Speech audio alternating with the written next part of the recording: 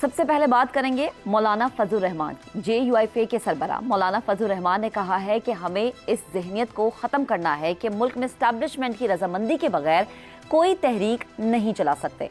मौलाना फजल रहमान ने कहा कि उन्होंने 2018 में जिस तरह धांधली के खिलाफ मौक़िफ़ अपनाया था, उसी तरह आज भी किसी मसलहत का शिकार नहीं हुए। मौलाना के मुताबिक 2018 में भी तहरीक इंसाफ के साथ कोई ज़ाती दुश्मनी नहीं थी।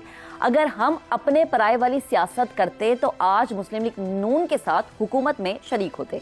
उन्होंने कहा कि इस वक्त जो हुकूमत है, लगता नहीं है कि वो सही तरीके से डिलीवर कर पा रही है। असम्बली भी इंतहाई कमज़ोर है। मौलाना फजल रहमान ने कहा कि अगर कौम नहीं उठेगी और अपने वोट को तहफ़्फ़ुज़ फराहम नहीं करेगी तो हम मुसलसल गुलामी की तरफ जाते रहेंगे। एक सरकारी महकमा हमारा हाकिम हो और पार्लियामेंट मातहत इदारे की शक्ल इख्तियार कर ले तो ये चीज़ हमें किसी सूरत काबिले कबूल नहीं है।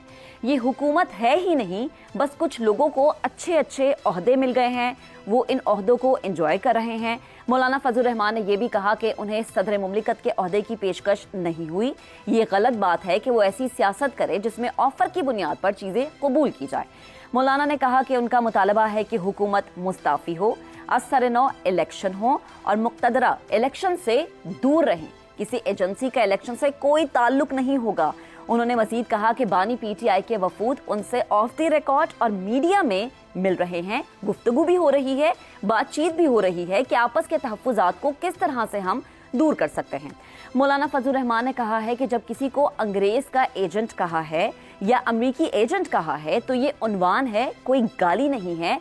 और अगर इस इख्तलाफ का उन्वान यहूदी एजेंट होगा तो इसको गाली क्यों समझा गया? उनकी बात को संजीदगी से लेना चाहिए था।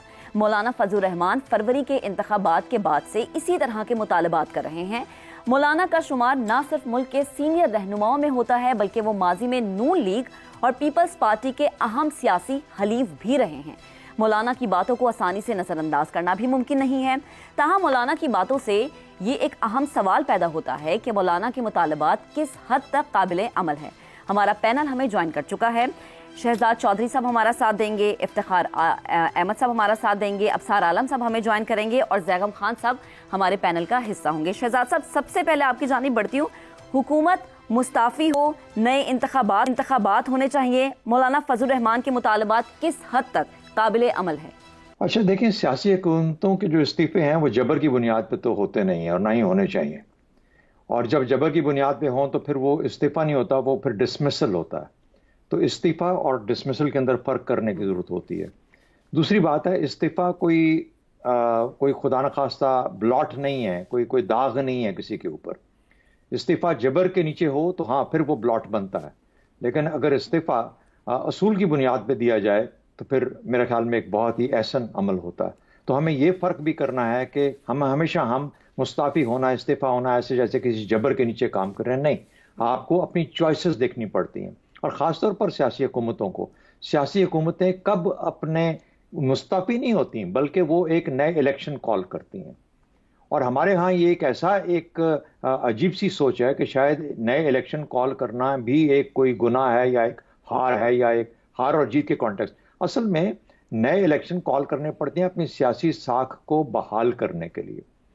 जब आपको ये यकीन हो कि मेरी सियासी साख, मेरी हुकूमत की सियासी साख वो नहीं है, मेरे पास मैंडेट वो नहीं है और मैंडेट आता है इलेक्शन के साथ, तो फिर मुझे एक नया इलेक्शन कॉल करना है। वो अर्ली इलेक्शन हो सकता है, वो मिड टर्म इलेक्शन हो सकता है, वो फौरी इलेक्शन हो सकता है और दोबारा इलेक्शन हो सकता है। मैंने बहुत दफ़ा मिसाल दी है अपने इस प्रोग्राम में कि इसराइल की ये जो अभी नेतन्याहू की जो हुकूमत है, बदबख्त जो ये हुकूमत इसराइल में जो चल रही है, जो इस वक्त जुल्म ढा रही है गजा के ऊपर, ये पिछले कोई 3 साल में 5 या 2 साल में शायद 5 इलेक्शंस के बाद ये बनी और फिर भी ये भी एक ज़बरदस्ती उसने अपने आप को वहाँ पे जमा के रखा हुआ है। लेकिन 5 इलेक्शन हुए 2 साल के अंदर। तो जो पार्लियामेंट्री सिस्टम है वो इलेक्शन की बुनियाद पे ही कायम हुआ करता है।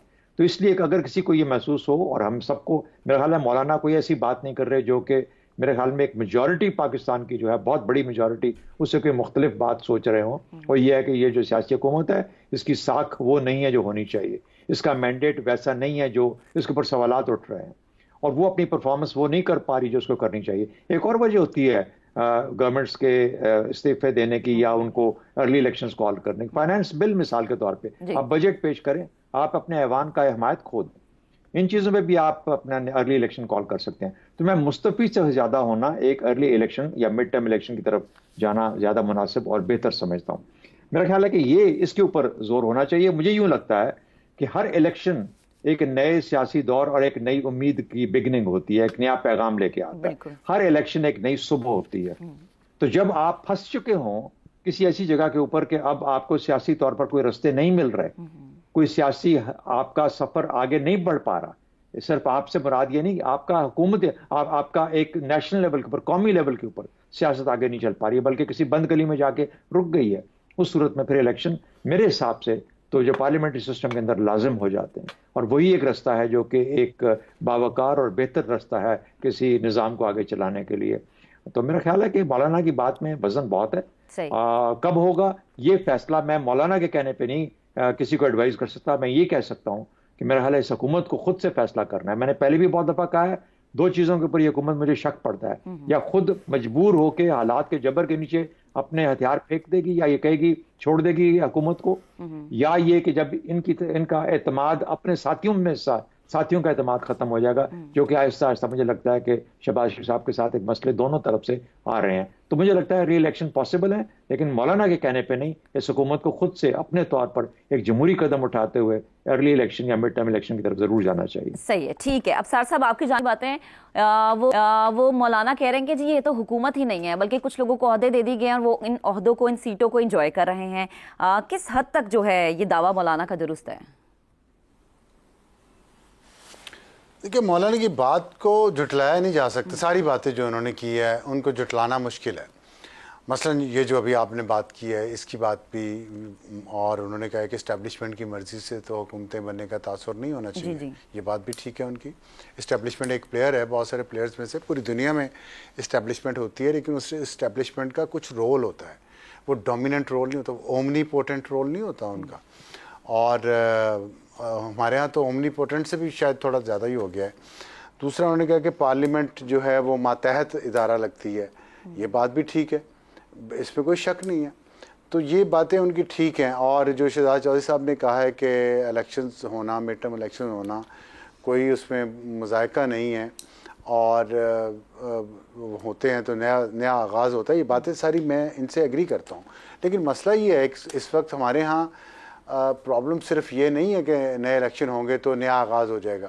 इस मुल्क में नया आगाज़ नहीं हो सकता जब तक ये फैसला ना हो जाए कि क्या इस मुल्क में फैशिज्म के रास्ते पे चलना है, जो कम अज़ कम पीटीआई का इरादा तो लगता है, जो उन्होंने 3.5 साल हुकूमत की है। उससे पहले जो उन्होंने अपोजिशन की, 3.5 साल हुकूमत करने के बाद जब वो वोट ऑफ नो कॉन्फिडेंस के ज़रिए बाहर निकले इक़्तिदार से, तो उन्होंने जिस तरह रिएक्ट किया है उस सियासी जमात ने, पाकिस्तान में और किसी सियासी जमात ने ऐसे रिएक्ट नहीं किया कभी भी। तो और जो अभी उनके इरादे हैं मुस्तकबिल के लिए, उसमें पहले ये फ़ैसला करना पड़ेगा और इसमें इस्लाहात होनी है, इलेक्शन रिफॉर्म्स होनी है कि नहीं होनी। उसके बगैर इलेक्शन आप एक दफ़ा छोड़ के 10 दफ़ा करा लें, पैसे आप लगाते रहें, ज़ाया करते रहें, नया आगाज़ कोई नहीं होगा। ये लिख लें आप मेरी बात।